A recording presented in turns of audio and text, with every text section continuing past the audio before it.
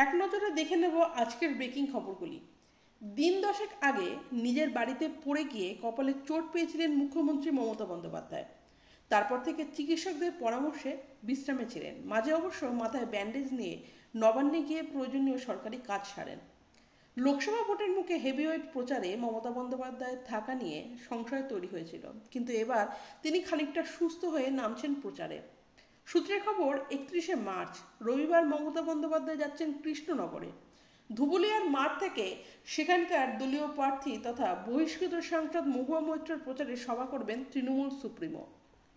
লোকসভা ভোটে বাংলার 42 আসনে জেতাকে পাখির চোখ করেছে শাসক দল তৃণমূল। এমনিতেই বিভিন্ন নির্বাচনে বিভিন্ন কেন্দ্রে হাই ভোল্টেজ প্রচারে নিজেই যান মমতা বন্দ্যোপাধ্যায়।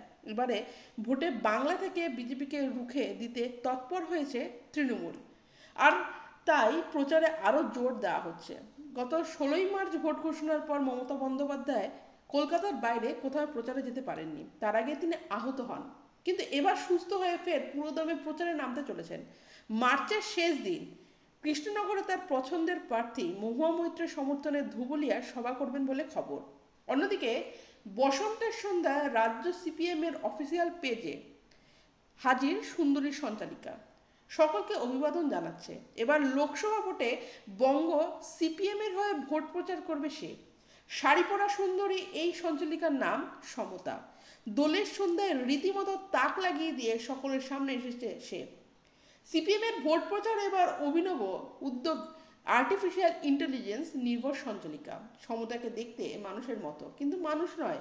এআই প্রযুক্তিতে তৈরি অ্যাঙ্কার বঙ্গ সিপিএম এর সোশ্যাল মিডিয়া প্রচারে এবার নতুন মুখ। 27 সেকেন্ডের প্রথম আলাপেই চমকে দিয়েছে সমতা। কথা বলা থেকে মুখের কায়দা বোঝা উপায় নেই যে সে প্রযুক্তিতে তৈরি। আত্মপ্রকাশের দিন সকলকে দোলের শুভেচ্ছাও জানিয়েছে। রাজনীতির বিষয়ে কথা বলছে। বাংলার সমতা বলেছে, এবছরের রঙের উৎসবে আমাদের উপহার লাল আবিরের জেএনইউ। সে জানিয়েছেন এবার থেকে তাকে দেখা যাবে বঙ্গ সিপিএম এর ফেসবুক হ্যান্ডেল ও ইউটিউব চ্যানেলে। ডিজিটাল যুগে কৃত্রিম বুদ্ধিমত্তা বা আর্টিফিশিয়াল ইন্টেলিজেন্স চমকে দিয়েছে। রীতিমতো মানুষের আদলে বানানো হয়েছে নিউজ অ্যাঙ্কার, সবটাই কম্পিউটার আদল দিয়ে তৈরি করা। যাব পরের খবরে। যে পণ্যবাহী জাহাজের ধাক্কায় বাল্টিমোরে ব্রিজ ভেঙে পড়েছে সেটির 22 জনই হলেন ভারতীয়। মঙ্গলবার শিপ ম্যানেজমেন্ট সংস্থা সিনার্জ মেরিন গ্রুপের তরফে একটি বিবৃতিতে জানানো হয়েছে জাহাজে মোট 22 জন কর্মী ছিলেন, তারা সকলেই ভারতীয়।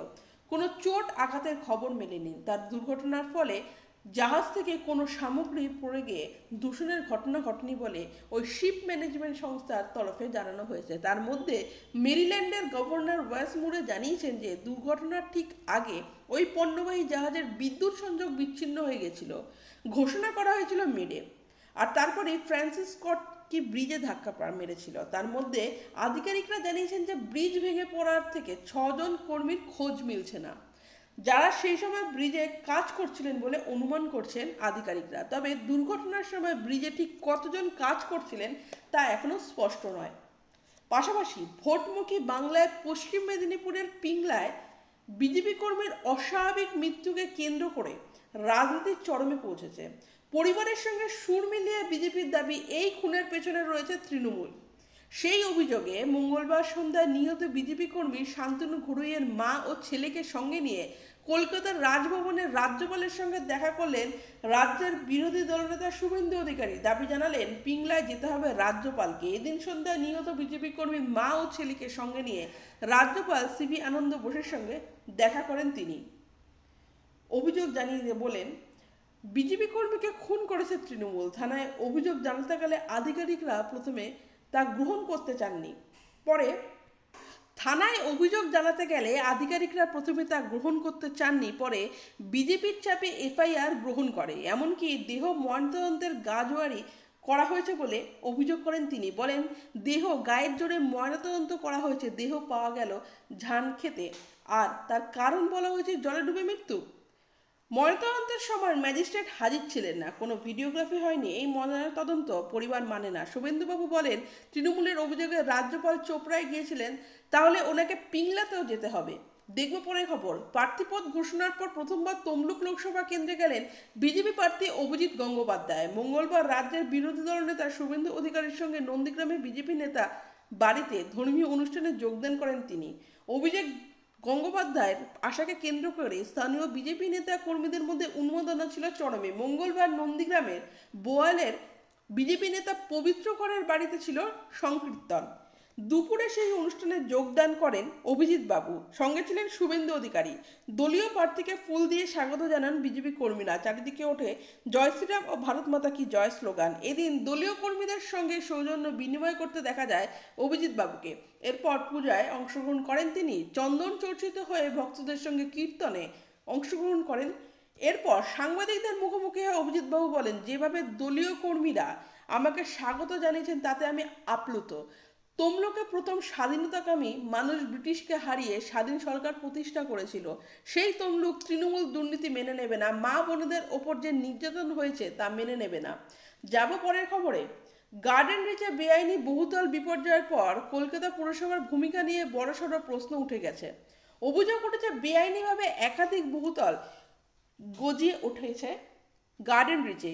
এই কাণ্ডের তদন্ত করছে কলকাতা পুলিশ। এবার গার্ডেন রিচে বিগত এক বছরে কতগুলি বহুতল তৈরি হয়েছে সেই বিষয়ে তথ্য চাইল লালবাজার। জানা গেছে লালবাজারের তরফে এই নির্দেশিকা পাঠিয়ে দেওয়া হয়েছে গার্ডেন রিচ থানায়। মূলত বেআইনি বহুতল সম্পর্কে জানতে লালবাজার এই তথ্য চেয়ে পাঠিয়েছে বলে মনে করা হচ্ছে। জানা গেছে সম্প্রতি কলকাতা পুলিশ কমিশনার বিনীত গোয়েল বন্দর বিভাগের ডিসি হরিকৃষ্ণ পাইয়ের সঙ্গে বৈঠক করেন।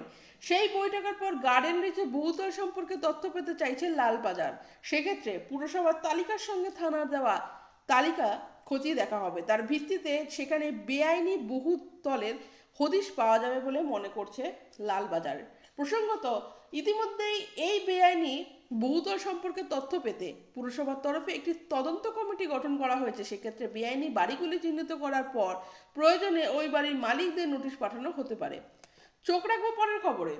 লোকসভা নির্বাচনে এবার কলকাতা হাইকোর্টের প্রাক্তন বিচারপতি অভিজিৎ গঙ্গোপাধ্যায় প্রার্থী হয়েছেন। বিচার বিভাগ ছেড়ে রাজনীতিতে এসেছেন তিনি।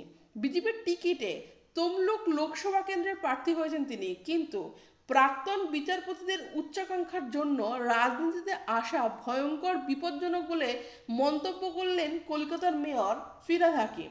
তবে তিনি কারো নাম নেননি। সোমবার এক সংবাদ সংস্থাকে দেওয়া সাক্ষাৎকারে রাজ্যের মন্ত্রী ফিরহাদ হাকিমের এই মন্তব্য কলকাতা হাইকোর্টের প্রাক্তন বিচারপতি অভিজিৎ গঙ্গোপাধ্যায়ের দিকে বলে মনে করছেন অনেকে। তার নাম না করে ফিরহাদ হাকিম বলেন, যেসব বিচারপতিরা পদ ছেড়ে রাজনীতিতে যোগ দেন তাদের আগের রায়গুলি নিয়ে প্রশ্ন উঠতেই পারে। এই নিয়ে এখন জোর চর্চা শুরু হয়েছে। লোকসভা নির্বাচন এখন দুয়ারে, তাই প্রচার পর্ব সব দলেরই চলছে জোর কদমে। আর প্রত্যেকের মন্তব্যকে খুঁটিয়ে দেখছে রাজনৈতিক মহল, তাই সতর্ক থাকতে হচ্ছে নেতা থেকে প্রার্থীদের। সেখানে মেয়র ফিরহাদ হাকিমের বক্তব্য, আমাদের বিচার বিভাগ হচ্ছে ঈশ্বরের মতো, সেখান থেকে কেউ রাজনীতিতে আসলে তারা যে রায়গুলি দিয়েছেন সেটা নিয়ে প্রশ্ন উঠে যায়। আমরা চাই একজন বিচারক বা বিচারপতি নিরপেক্ষ থাকুক, একজন বিচারপতি যিনি সমাজের জন্য চিন্তা করবেন, কোনো পক্ষ অবলম্বন না করে রায় দেবেন, সেটাই তো কাম্য। ইতিমধ্যে অভিজিৎ গঙ্গোপাধ্যায়ের রায়গুলি নিয়ে প্রশ্ন উঠছে, সুতরাং এই মন্তব্য বেশ তাৎপর্যপূর্ণ। দেখব পরের খবর। তার বাড়িতে ইডি হানা দিয়েছিল আর তল্লাশি করে মিলেছিল 41 লক্ষ টাকা। লোকসভা নির্বাচনের প্রাককালে সেটা বেশ চাঞ্চল্য ফেলে দেয়। তবে এখান থেকে থাকেননি ইডি অফিসাররা। বুধবার থেকে ডেকে তলব করেছে ইডি, কিন্তু ইডির ডাকে সাড়া দিচ্ছেন না তিনি। হ্যাঁ, তিনি রাজ্যের মন্ত্রী চন্দ্রনাথ সিনহা। আর এই খবর প্রকাশ্যে আসতেই জোর চর্চা শুরু হয়ে গেছে। লোকসভা নির্বাচনের প্রাককালে কেন্দ্রীয় অফিসারদের আসা একটি জনমানুষের প্রভাব ফেলে, বিষয়টি নিয়ে বেজায় চড়েছেন মন্ত্রী মশাই। কারণ তাকে এক এলাকার মানুষজন সৎ পরোপকারী বলে মনে করেন। সেখানে এই কেন্দ্রীয় এজেন্সির হানা তাকে কালিমা লিপ্ত করার কৌশল বলে মনে করা হচ্ছে।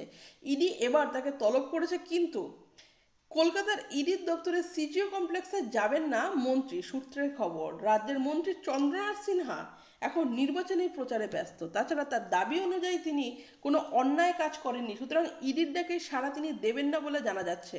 মন্ত্রীর বদলে ইডি দপ্তরে যাবেন তার প্রতিনিধি, অর্থাৎ আইনজীবী। সূত্রের খবর, চন্দ্রনাথ সিনহার বাড়িতে তল্লাশি চালানোর সময় মন্ত্রীর মোবাইল ফোন বাজেয়াপ্ত করা হয়েছিল। সেখান থেকে কিছু তথ্য হাতে পেয়েছেন অফিসাররা, তাই চন্দ্রনাথকে তলব করা হয়। পরের খবর। হোলিতে যোগী রাজ্যে অপ্রীতিকর ঘটনা। উত্তরপ্রদেশের বিজনোরে দুই মুসলিম তরুণীর ওপর জোর করে রং দেওয়ার অভিযোগ উঠল। ঘটনার ভিডিও ইতিমধ্যে সোশ্যাল মিডিয়ায় ভাইরাল হয়েছে। সেই ভিডিওতে দেখা গেছে একজন বাইকারকে থামাচ্ছে বেশ কয়েকজন যুবক, তারপর পিলিয়ন আরোহীদের ওপর জোরপূর্বক হোলির রং প্রয়োগ করা হয়েছে। এরপর বিজনের পুলিশ এই ঘটনায় পদক্ষেপ নেয়। হোলি উদযাপন মানে হয়রানির বিরুদ্ধে ব্যবস্থা নিতে একজনকে গ্রেপ্তার করা হয়। এদিকে সিসিটিভি ফুটেজ দেখে ঘটনার সঙ্গে জড়িত থাকা বাকিদের চিহ্নিত করার কাজ চালাচ্ছে পুলিশ। এই আবহে সেই ঘটনার সময় সেখানে উপস্থিত থাকা অন্য তিনজনকে আটক করা হয়েছে বলে সূত্রের খবর। রিপোর্ট অনুযায়ী এই ঘটনাটি গত শনিবার ঘটেছিল। বেলার দিকে এক পুরুষ ও দুই নারী ওষুধের দোকানে যাওয়ার সময় এই ঘটনাটি ঘটে বলে অভিযোগ। দাবি করা হয় বাইক আরোহীদের আপত্তি সত্ত্বেও অজানা ৩-৪ জন লোক তাদের গায়ে হোলির রং লাগিয়ে দেয়। ভাইরাল ভিডিওতে দেখা যায় যুবকরা বাইক থামাতে দুই তরুণীর একজন তাদের সঙ্গে বচসায় জড়িয়ে পড়েন। এরপর বাইক চালক যুবককে রঙে রাঙিয়ে দেওয়া হয়। পরে সেই দুই তরুণীর ওপর বালতি ভরে জল ঢালা হয়। সেই যুবককে হর হর মহাদেব, জয় শ্রীরাম, হোলির হ্যাঁধ্বনি তুলতে থাকেন সেই সময়। ভিডিও ভালো লাগলে অবশ্যই লাইক, কমেন্ট ও শেয়ার করবেন।